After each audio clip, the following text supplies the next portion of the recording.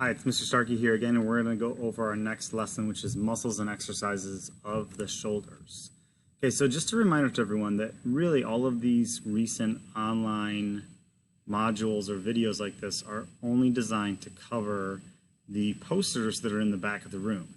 If you were to go and read this poster or find a high-res version of it online or something, all of the information you see here is the only stuff that we are going to cover within these units. So we are not doing anything exceptionally complicated. This is basically just about the shoulders and the fundamental exercises around them. Okay, so the first thing we'll talk about is the deltoids. So the deltoids are the main shoulder muscle. But like everything else we've talked about, there are these things called synergist muscles, or they're the muscles that work in conjunction with the muscle we're talking about. So the deltoids hardly ever work perfectly on their own.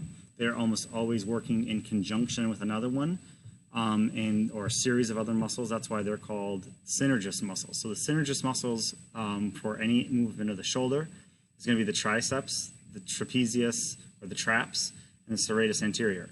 These are similar. If you remember our chest exercises, we talked about things like the bench press, and that the deltoids were part of that synergist muscle group for something like the bench press. There are three portions of the deltoid. So we're standing here looking at from the side at somebody. This is called the lateral view. So we're viewing the outside of the shoulder. There's what we call the anterior portion, which is highlighted here in red. Then we have the lateral portion, which is highlighted here in green. And we have the posterior portion, which is highlighted here in blue. So they each make up the deltoid, but they each have their own purpose in moving the arm in different directions. Okay, so the deltoids, here's an animation of one of the motions that the deltoid is responsible for, and that's abduction of the shoulder. So if we think of a very common exercise we'll talk about later, the lateral raise, that is abduction of the shoulder, and the deltoid is responsible for that. There's four motions of the deltoids. We have the anterior portion, or the front portion of the deltoid, is responsible for flexion of the shoulder.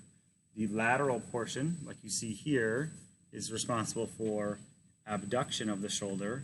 And the posterior portion is responsible for extension of the shoulder. Okay, so here's another graphic that kind of displays that very well.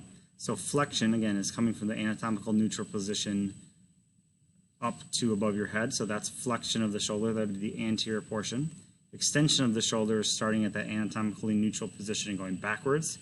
And abduction of the shoulder is going from the anatomically neutral position along parallel to the frontal plane to the side.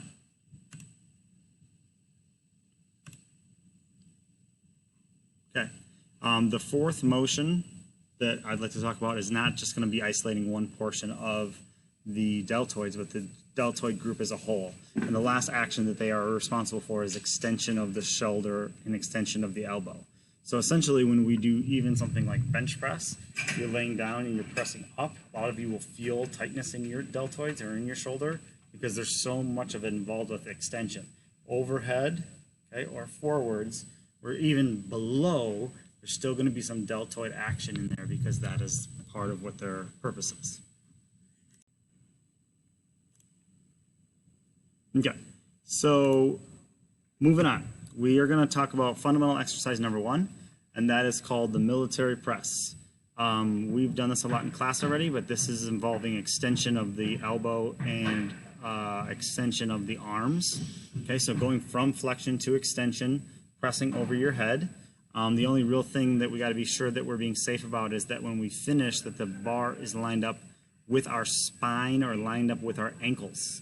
All right, so it's hard to remember that. So what I always tell kids is that if you line the bar up with your ears, okay, if it's lined up with your ears, not out over your forehead, not behind you, it's a rather safe exercise to perform.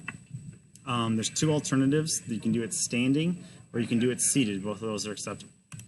Fundamental exercise number two would be a dumbbell overhead press. Okay, very similar to the previous one. Your almost could be called dumbbell standing military, but you're starting down with your arms in flexion and extending them up. Okay, we have three alternatives. We have a seated version, we obviously the standing version, and we have an alternating press, which is a little hard to see because my lens is in the way here, but here, I'll move myself over there. So here we go, we have this alternating press. Fundamental exercise number 3, this one's very, very difficult to do, but it's a great exercise. This one is called bent over lateral raise, also known as dumbbell post raise, also known as reverse flies. This works the rear portion, okay, that posterior portion of the deltoid, and it's a very good exercise, but it's often performed incorrectly.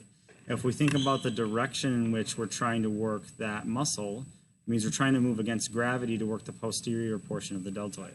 So if her back is not flat, then as she moves her arms posteriorly, she's not going to be moving perfectly against gravity.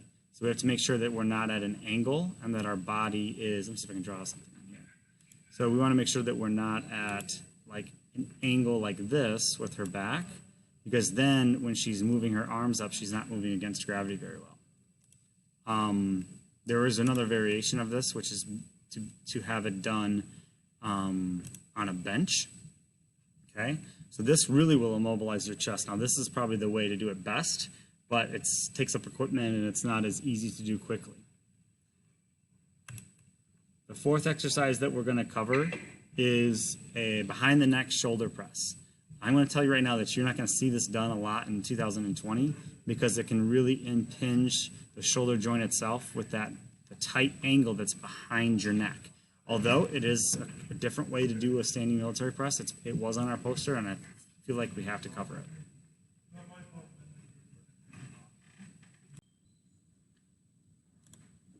Okay, exercise number 5 is the lateral raise, okay, often called dumbbell lateral raise.